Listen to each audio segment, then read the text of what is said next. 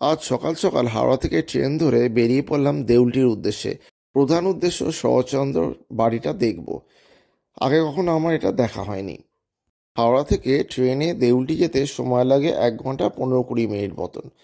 আমি রাস্তা ধরে হেঁটে চললাম, কারণ টোটো ধরবো না। থেমে গেলাম আশীর্বাদ রেস্টুরেন্টে কিছু খাবো বলে। অর্ডার করলাম একটা ভেজ থালি। ভেজ থালিতে এরা বেশ সুন্দরভাবে ভাত, ডাল, স্যালাড একটা জায়গাতে দিয়েছে, আর আলু ভাজা ছিল সাথে। এর সঙ্গে আরেকটা প্লেটে দিয়েছে কিছু তরকারি, 2 রকমের তরকারি। এই থালিটার দাম হচ্ছে 50 টাকা। এবার রাস্তা ধরে চলতে শুরু করলাম আমি গন্তব্যের দিকে। এতে এতে দেখা হয়ে গেল এই মহারাজ গোসাপের সাথে। এই রাস্তা ক্রস করতে যাচ্ছিল, আমাকে দেখে ভয়েতে আবার উল্টো দিকে ধাওয়া করেছে। রাস্তার বিভিন্ন সুন্দর দৃশ্য দেখতে দেখতে আমি চললাম। এখানে বাড়িগুলো বেশ সুন্দর। বাড়ির সামনে সুন্দর সাজানো বাগান রয়েছে, আর বাগানের মধ্যে এরা সুন্দর ফুলের গাছ ঝুলিয়ে ঝুলিয়ে রেখে দিয়েছে টবের মধ্যে। এটা দেখতে ভারী সুন্দর লাগছে। গাছগুলো এত সুন্দর, এত সুন্দর রঙিন ফুল ফুটেছে, খুব ভালো লাগছিল। আমি একটা শর্টকাট রুট ধরেছিলাম, তাই যেটা গ্রামের মধ্যে দিয়ে যায়, তাই জন্য আরও বেশি ভালো লাগছিল। রাস্তার পাশে বিভিন্ন ছোটোখাটো ছড়িয়ে থাকা মন্দির দেখতে দেখতে অবশেষে পৌঁছে গেলাম আমি শরৎচন্দ্রের বাড়ির দিকে। এই হচ্ছে শরৎচন্দ্রের বাড়ি। যদিও এখনও তালাবন্ধ, খোলে 3টের সময়। এটা আমার জানা ছিল না, আমি একটু আগেই পৌঁছে গেছিলাম। একটু ঘোরাঘুরি করে চারপাশটা দেখতে দেখতে কিছুটা টাইম চলে গেল। তারপর যথারীতি খুলে গেল দরজা। স্টেশন থেকে শরৎচন্দ্রের বাড়ি পর্যন্ত আসতে আমার সময় লেগেছিল প্রায় 40 মিনিট। আর রাস্তাটা ছিল 2 কিলোমিটার রাস্তা। 2 কিলোমিটার একটু বেশি হবে।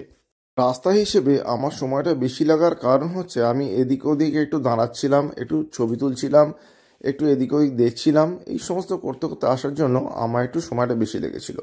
এই করতে করতে সময় কাটানোর জন্য আমি গেলাম গঙ্গার ধারে। গঙ্গার ধারটা বেশ সুন্দর, সামনে একটা পার্ক রয়েছে। পার্কটাও বেশ সুন্দরভাবে সাজানো রয়েছে। এখনও পর্যন্ত আন্ডার মেনটেনেন্স রয়েছে, যেটা দেখে বুঝতে পারলাম। তবে সাজানোর চেষ্টা করছে, এরাই দেখে ভালো লাগলো। এবং যেটা আমার দেখে খুব খারাপ লাগলো সেটা হচ্ছে চারিদিকে মানুষজন এসে নোংরা করছে এবং প্লাস্টিকের জিনিসপত্র, বোতল ইত্যাদি ফেলছে, যেটা খুবই খারাপ একটা সাইন, যেগুলো আমাদের নিজেদের মানবতার খাতিরে বোঝা দরকার। পাশাপাশি মাঠ এবং জমিগুলোতে দেখলাম প্রচুর পিকনিক পার্টি এসেছিল। এটা যদি একটা পিকনিক স্পট হয়ে উঠেছে এখন। তো আমি কিছু ছবি নিলাম গঙ্গার, আমার বেশ ভালো লাগছিল। গঙ্গার ওপরে সূর্যের ছবিটা তুলতে বেশ সুন্দর লাগছিল। কিছু নৌকা ভেসে যাচ্ছিল, নৌকার ছবি নিলাম। এইবার ধীরে ধীরে গন্তব্যের দিকে পৌঁছলাম। শরৎচন্দ্রের বাড়িও দরজা খুলে গেল এবং আমি ঢুকলাম বাড়ির ভেতরে। এই হচ্ছে বাড়ি। বাড়িটা দেখতে এখনও পর্যন্ত মেনটেনেন্স হয়, বোঝা যাচ্ছে। শরৎচন্দ্রের আবক্ষ মূর্তি একটা। সত্যি একটা মনোরম পরিবেশে বাড়িটা। এখানে থাকলে সত্যি লেখার একটা ইচ্ছা জাগে মনের মধ্যে। প্রচুর লোক ভিড় করে শরৎচন্দ্রের বাড়ি দেখতে এসছে। অনেক ছেলে মেয়ে, বউ বাচ্চা, ফ্যামিলি নিয়ে এসছে সবাই। তবে একটা জিনিস খুব বুঝতে আমার অসুবিধা হচ্ছিল, যে সবাই দেখছে, দেখার জন্য দেখছে, কিছু শেখার জন্য দেখাচ্ছে না তার বাবা মায়েরা। এটা আমাদের বাবা মায়ের কাছে রিকোয়েস্ট, যে আপনারা কিছু শেখান এখান থেকে, বাচ্চারা যাতে বড় হয়ে জিনিসটা শেখে। সবাই এখন ইংলিশ মিডিয়ামে পড়ে। এই ব্যাপারগুলো অনেকের মাথা থেকে বেরিয়ে যাচ্ছে। বাংলা সাহিত্য, তার কালচার, তার একটা স্ট্যাটাস, এই জিনিসগুলো চলে যাচ্ছে আমাদের মাথা থেকে। তো সেইগুলো একটু শেখানো দরকার আজকের বাবা মায়েদের, বাংলা সাহিত্য, বাংলা সংস্কৃতি সম্বন্ধে। এই সামনের দিকের ঘরটা দেখলাম, এখান থেকে কিছু ভিডিও নিলাম। এরপর বাড়ির পেছন দিকটা আমি অবশ্যই এদিক ওদিক একটু ঘুরে দেখছিলাম আগে। তো প্রত্যেকটা লোকই দেখছিলাম সবাই ঢুকে যাচ্ছে বাড়ির ভেতরের দিকে, তাদের ভেতরটা বেশি দেখার ইন্টারেস্ট। কিন্তু আমি এদিক ওদিকটা দেখার বেশি ইন্টারেস্ট ছিল, কীরকম বাড়িটা রয়েছে, এপাশ ওপাশ কী রয়েছে।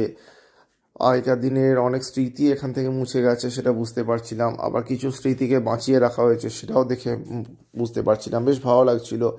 তবে অনেক কিছুই নেই, আবার অনেক কিছু আছে। যেটুকুনি আছে সেটুকুনিকে নিয়ে বেঁচে থাকা, এটাই। ধানের গোলা থেকে শুরু করে যেখানে ধান রাখা হতো, সেই জায়গাটা, অন্যান্য জায়গা, এখন অনেক জায়গাতে বাথরুম তৈরি করা হয়েছে, সেইগুলোকে নতুন কনস্ট্রাকশন হয়েছে। বাড়ির অনেক জায়গা চেঞ্জ হয়েছে, সেগুলোও দেখলাম। শোবার ঘর থেকে শুরু করে সমস্ত কিছু, যেখানে রিডিং রুম, সমস্ত কিছুটাই দেখলাম। দেখতে বেশ ভালো লাগছিল। অনেক পুরনো খেয়াল মাথায় আসছিল, শরৎচন্দ্রের অনেক লেখা মনের মধ্যে ভেসে আসছিল, যে লেখাগুলো সত্যি আমার খুব ভালো লাগতো একটা সময়তে। শ্রীকান্ত, মহেশ, মেজদিদি, এই সমস্ত লেখাগুলো যেন মনের মধ্যে ভেসে ভেসে উঠছিল। বিশেষ করে শ্রীকান্ত খুব পরিচিত লেখা আমার, এবং খুব মানে পছন্দের লেখা একটা। তো এইভাবে উঠে গেলাম আমি ওপরের দিকে।